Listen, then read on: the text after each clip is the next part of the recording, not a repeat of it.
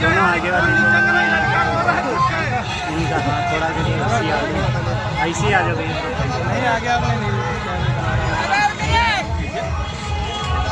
हाथ नीचे करो।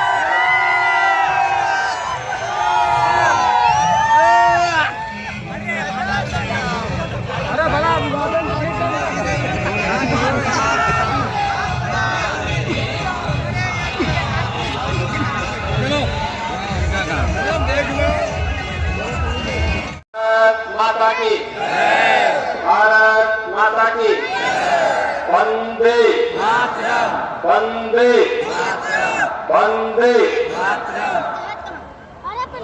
जनपद उन्नाव की विकास की परियोजनाओं के आज के इस लोकार्पण और शिलान्यास कार्यक्रम में विशेष रूप से उपस्थित इसी माटी के लाल यार नीचे उतर जाओ ना। उत्तर प्रदेश विधानसभा के अध्यक्ष माननीय श्री हृदय नारायण दीक्षित जी, भारतीय जनता पार्टी के प्रदेश के लोकप्रिय और कर्मठ अध्यक्ष माननीय श्री स्वतंत्र देव सिंह जी, जिला पंचायत की नवनिर्वाचित अध्यक्ष श्रीमती सगुन सिंह जी, उन्नाव के लोकप्रिय सांसद डॉक्टर स्वामी सच्चिदानंद हरिसाक्षी जी महाराज, जिला के अध्यक्ष, जिला के प्रभारी और अन्य सभी पदाधिकारीगण, उपस्थित भाइयों बहनों, मुझे आज उन्नाव की धरती पर एक बार फिर से आकर के आप सबका दर्शन करने का सौभाग्य प्राप्त हो रहा है। मैं इसके लिए प्रदेश के अपने अध्यक्ष जी को और विधानसभा अध्यक्ष जी को हृदय से धन्यवाद देता हूं कि जो हम लोगों को यह अवसर दे देते हैं। भाइयों बहनों, उन्नाव की धरती देश की आजादी के महान क्रांतिकारी महानायक चंद्रशेखर आजाद की धरती है। चंद्रशेखर आजाद ने इसी धरती पर जन्म लेकर के देश की आजादी के लिए अपना सब कुछ न्यौछावर किया था। भाइयों बहनों, इसी धरती से 1857 के प्रथम स्वतंत्र समर में राजा राव राम बख्श सिंह जी ने भी आजादी का बिगुल फूंकने का कार्य किया था। और भाइयों बहनों, कौन विस्मृत कर सकता है महाकवि सूर्यकांत त्रिपाठी निराला जी को। हर साहित्य धर्मी उनका स्मरण करता है। पंडित प्रताप नारायण मिश्र जी को उनकी ओजपूर्ण कविता के दर्शन अब कहां होते हैं। भाइयों बहनों, सचमुच जिन्होंने अपनी लेखनी को अपनी साधना का हिस्सा बना करके भगवती चरण वर्मा जी, आचार्य नंद दुलारे वाजपेयी जी जैसे महान सपूतों ने जिस धरती पर जन्म लिया, उस धरती को मैं कोटि कोटि नमन करता हूं। आज यहाँ पर जब एक साथ 81 करोड़ रुपए की परियोजनाओं का लोकार्पण और शिलान्यास का कार्यक्रम संपन्न हो रहा है, मैं इस अवसर पर आप सभी उन्नाव जनपद वासियों को हृदय से बधाई देता हूं, अपनी शुभकामनाएं देता हूं। और खासतौर पर प्रदेश के विधानसभा के अध्यक्ष जी को इस बात के लिए अभिनंदन करता हूं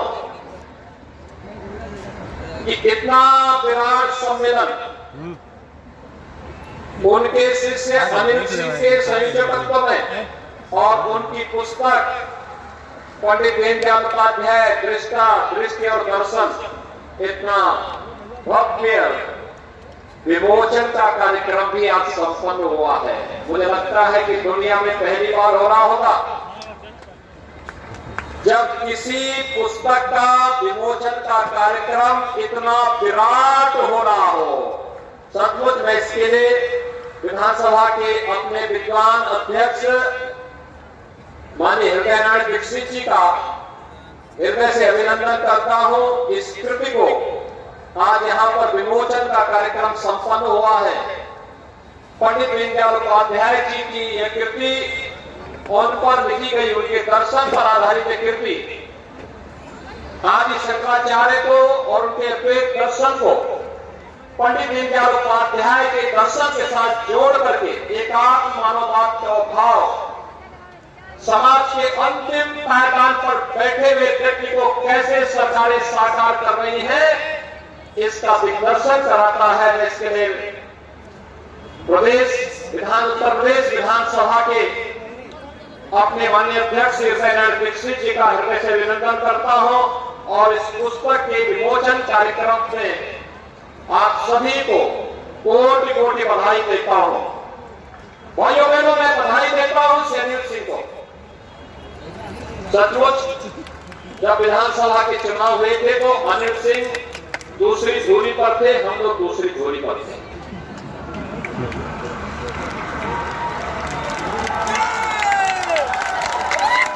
लेकिन जैसे ही विधानसभा अध्यक्ष जी का और बाबा हमारे साक्षी जी महाराज का इशारा हुआ उन्होंने कहा कि नहीं अब मुझे किसी खेमे में नहीं पड़ना है। राम ताज कीने बिनो मोई कहा विश्राम।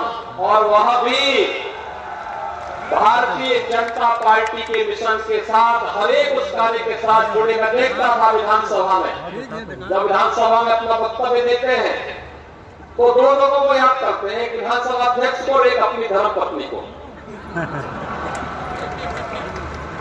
और दोनों को स्मरण करते हुए फिर वे कहते हैं कि देखो विधानसभा अध्यक्ष जी उनको मौका देते हैं तो उनके बाद तो कि आपका मैं सम्मान कर रहा हूं और दूसरा मेरी पत्नी ने कहा कि सरकार का विरोध मत करना और इसलिए मैं सरकार का समर्थन कर रहा हूं। ये कह करके वे विकास की योजनाओं को इस विधानसभा क्षेत्र में लाने का योगदान करते हैं। और आज भाइयों बहनों आप सबकी उपस्थिति भारतीय जनता पार्टी के हमारे सभी जनप्रतिनिधियों की उपस्थिति में इस बात को प्रदर्शित करता है कि प्रधानमंत्री मोदी जी के नेतृत्व में आज भारत जिस नए भारत की परिकल्पना को साकार किया है, उत्तर प्रदेश भी प्रधानमंत्री जी के मार्गदर्शन में उनका अनुसरण करते हुए उत्तर प्रदेश भी नए भारत का नया उत्तर प्रदेश बन रहा है और पूर्वा की धरती आज इसका साक्षात दर्शन करा रही है। बोलो बहनों, उन्नाव की धरती क्रांतिकारियों की धरती रही है, साहित्यकारों की धरती रही है, अनेक उन महापुरुषों की धरती रही है जिन्होंने अपनी जान की परवाह नहीं की, जिन्होंने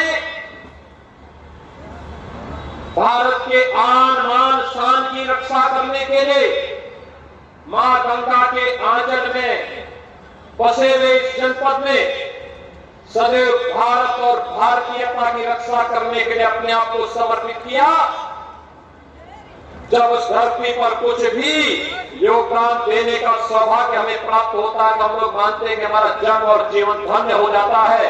जब ऐसी पावन धरती को नमन करने या उसके दर्शन करने के सौभाग्य प्राप्त होते हैं तो सचमुच हम लोगों को लगता है कि हम लोगों का जीवन सार्थक हो रहा है, हम एक सार्थक दिशा में आगे बढ़ रहे हैं। और आज यही कहने के लिए मैं आपके बीच आया हूं, सरकारें नहीं होंगी और जनता जनार्दन को पूरा अधिकार है वो अपने लोग सरकारों का चयन करे, जनप्रतिनिधियों का चयन करे, लेकिन याद रखना अच्छे जनप्रतिनिधि अब चुने जाते हैं तो अच्छे जनप्रतिनिधि ही विकास की योजनाओं को जमीनी धरातल पर लाने का कार्य भी करते हैं।